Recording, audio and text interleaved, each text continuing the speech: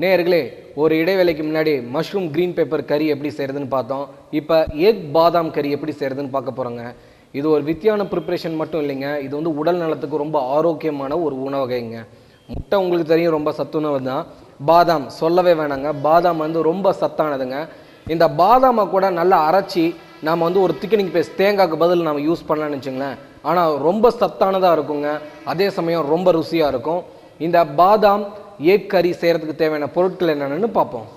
நெய் 2 table spoon, பாதாம் 25 gram, பிஸ்தா 10 gram, கொத்தமல்லி தூள் 1 டீஸ்பூன், மிளகாய்த்தூள் 1 டீஸ்பூன், மஞ்சத்தூள் 1 சிட்டிகை, நன்றாக நறுக்கிய வெங்காயம் சிறிதளவு, நன்றாக நறுக்கிய தக்காளி சிறிதளவு, கசகசா 2 டீஸ்பூன், சீரகம் 1 சிட்டிகை, பட்டை லவங்கம் ஏலக்காய் 1, நன்றாக நறுக்கிய பூண்டு சிறிதளவு, நன்றாக நறுக்கிய இஞ்சி சிறிதளவு, நறுக்கி சுத்தம் செய்த கொத்தமல்லி தழை 1 கட்டு, எலுமிச்சை 1, கிரீம் 50 ml, வேக வைத்த முட்டை 5, உப்பு ருசிக்கேற்ப.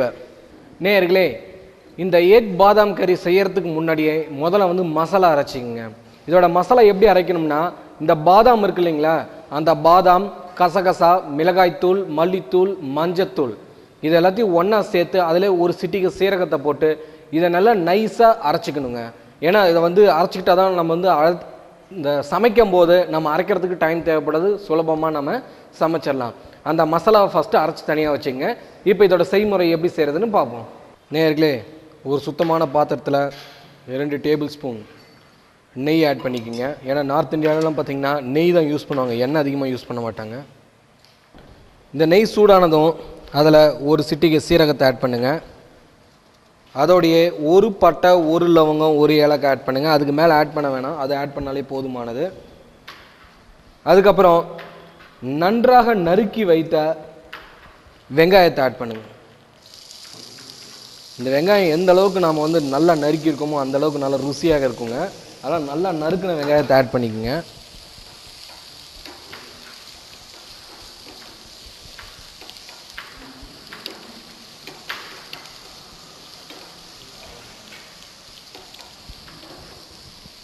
லைட்டாக பொன்முருளாக வரட்டுங்க. இதை நம்ம வெங்காயத்தை வதக்கிட்டு இருக்கும் போதே நாம் வந்து முட்டையை வந்து நல்லா வேக வச்சு மேலே இருக்க ஓட்டெல்லாம் உரித்து தனியாக எடுத்து வச்சுக்கோங்க, சமைக்கிறதுக்கு ஈஸியாக இருக்கும்.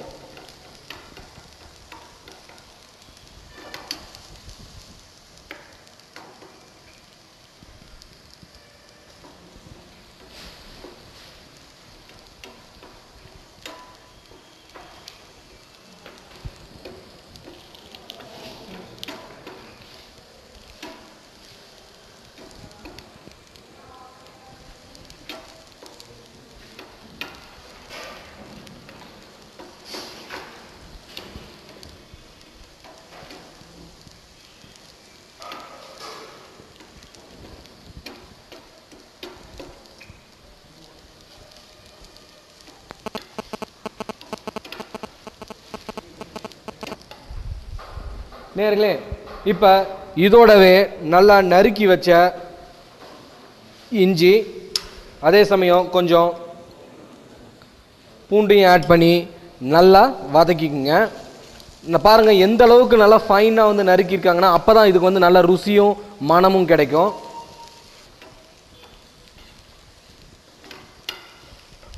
இப்போ இதுலேயே நறுக்கி வச்சுருக்க தக்காளியை சேர்த்துருங்க. அது எவ்வளோ வெங்காயம் போடுறீங்களோ அதில் பாதி தக்காளி இருக்கணுங்க.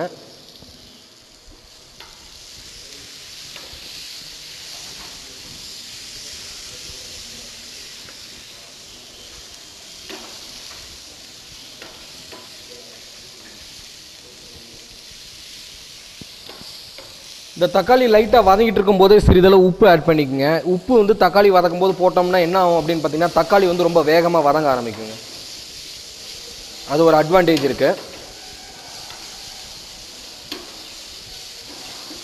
பார்த்தீங்கன்னா தக்காளி வந்து வதங்க ஆரம்பிச்சிருச்சுங்க. இந்த தக்காளி ஓரளவுக்கு வதங்கினோடனே நம்ம தயார் செஞ்சு வச்சுருக்கோம் இல்லைங்களா அந்த பேஸ்ட்டு, அதாவது இந்த பாதாம், பிஸ்தா, அதுக்கப்புறம் வந்து பார்த்திங்கன்னா கசகசா, மிளகாய்த்தூள், மல்லித்தூள், மஞ்சத்தூள் போட்டு நம்ம வந்து வதக்கி வச்ச அந்த மசாலாவையும் போட்டு பச்சை வாடை போகிற அளவுக்கு இதை நல்லா வதக்கிக்குங்க.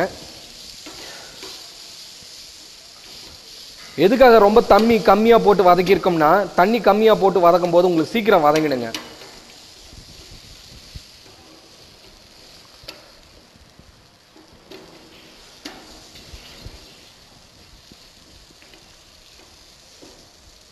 இப்போ இதுலேயே கொஞ்சம் கொத்தமல்லி போட்டுக்குங்க.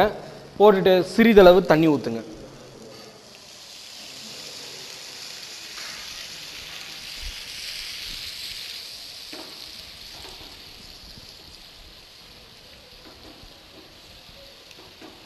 தண்ணி ஊற்றிட்டு இதை நல்லா கலந்துக்குங்க.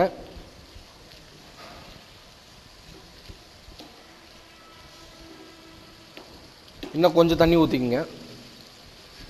ஏன்னா இது கொதிக்க கொதிக்க வந்து கிரேவி வந்து நல்லா திக்காகும். ஏன்னா பாதாம் வந்து அரைச்சிருக்கோம் இல்லைங்களா, அதனால்.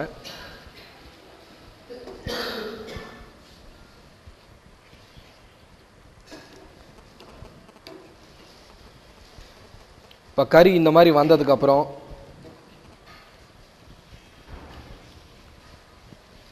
இதுலேயே சிறிதளவு எலுமிச்சை ஆட் பண்ணுங்கள். சிறிதளவு ஆட் பண்ணாலே போதுங்க. ஆட் பண்ணிவிட்டு இன்னொரு தடவை நல்லா கலந்துருங்க. இதில் முக்கியமாக சேர்க்க வேண்டிய இன்னொரு பொருள் என்னென்னு பார்த்தீங்கன்னா தக்காளி சாஸுங்க. கொஞ்சோண்டு தக்காளி சாஸ் ஆட் பண்ணணும். அதனால் அதுவும் கொஞ்சம் ஆட் பண்ணிக்கோங்க. கொஞ்சம் சிறிதளவு ஆட் பண்ணாலே போதுமானதுங்க. தண்ணி ரொம்ப கம்மியாக இருக்குது, அதனால் கொஞ்சம் தண்ணி ஆட் பண்ணிக்கோங்க.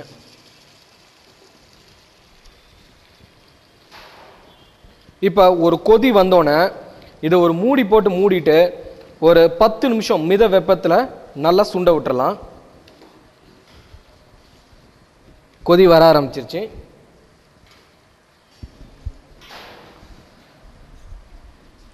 இதை மூடுறதுக்கு முன்னாடி கொஞ்சம் கொத்தமல்லி தழை எடுத்து மேலே தூவிடுங்க.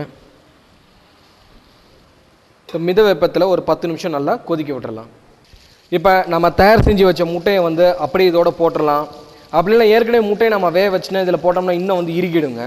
அதனால் இந்த கிரேவியை ஒரு தட்டில் ஊற்றிட்டு அது மேலே அப்படியே அந்த முட்டையை வந்து அரேஞ்ச் பண்ணிடலாம். இதை இப்போ எப்படி ப்ரெசன்டேஷன் பண்ணுறதுன்னு பார்ப்போம். இதை ஆஃப் பண்ணுறதுக்கு முன்னாடியே இது மேலே கொஞ்சம் கொத்தமல்லி எடுத்து ஃப்ரெஷ்ஷாக தூவி விட்டுடுங்க. நேயர்களே, 10 நிமிஷம் கழித்து பார்த்தீங்கன்னா இதில் ஆயிலாம் நல்லா மேலே மிதக்க ஆரம்பிச்சிருக்கோம். இப்போ இதை நல்லா சிம்மரில் வச்சுட்டு இதில் வந்து க்ரீம் ஆட் பண்ணிக்கோங்க. க்ரீம் ஆட் பண்ணாலும் உங்களுக்கு வந்து லைட்டாக கலர் மாறும். அதே சமயம் கிரேவி வந்து நல்லா ரிச் ஆகிடுங்க. இது மேலே இப்போ கொஞ்சோண்டு கொத்தமல்லி தழை தூவிட்டு இப்போ இதை எப்படி ப்ரெசன்டேஷன் பண்ணுறதுன்னு பார்ப்போம். நேயர்களே, இந்த எக் கறி வந்து இந்த மாதிரி அழகாக ப்ரெசன்டேஷன் பண்ணலாங்க. முதல்ல ஒரு பிளேட்டில் வந்து நீங்கள் கிரேவியை மட்டும் போர் பண்ணிவிடுங்க. அதுக்கப்புறம் அதில் ஸ்லைஸ் பண்ண எக்ஸை வந்து ரவுண்டாக அரேஞ்ச் பண்ணிவிட்டு இது பார்த்திங்கன்னா எக்லேயே வந்து ஒரு கோழி மாதிரி ஜஸ்ட் ஒரு இமேஜினேட்டிவாக சும்மா இப்போ ட்ரை பண்ணியிருக்கோங்க. ஸோ இது மாதிரி பண்ணி வைக்கும்போது பார்த்திங்கன்னா பார்க்குறதுக்கு உங்களுக்கு ரொம்ப அழகாக இருக்குங்க, அட்ராக்டிவாக இருக்கும். இதை நீங்கள் வீட்டில் செஞ்சு பாருங்கள், கண்டிப்பாக உங்கள் வீட்டில் இருக்கவங்களுக்கு இது ரொம்ப பிடிச்சிருக்கும். நேயர்களே, இந்த எக் பாதாம் கறி எப்படி செய்கிறதுன்னு பார்த்தோம். இதை நீங்கள் வீட்டில் செஞ்சு பாருங்கள். இது வந்து ஒரு அருமையான டிஷ்ஷுங்க. அதே மாதிரி பார்த்திங்கன்னா இதில் க்ரீம், பிஸ்தா மற்றும் பாதாம்லாம் இருக்கிறதுனால நல்லா ருசியாகவும் நல்லா சத்தாகவும் இருக்குன்னு வச்சுங்களேன். இன்றைக்கி நம்ம மஷ்ரூம் க்ரீன் பெப்பர் கறி எப்படி செய்கிறதுன்னு பார்த்தோம். எக் பாதாம் கறி எப்படி செய்கிறதுன்னு பார்த்தோம். இதை நீங்கள் வந்து கண்டிப்பாக வீட்டில் செஞ்சு பாருங்கள். இது உங்களுக்கு ரொம்ப பிடிச்சிருக்கும்.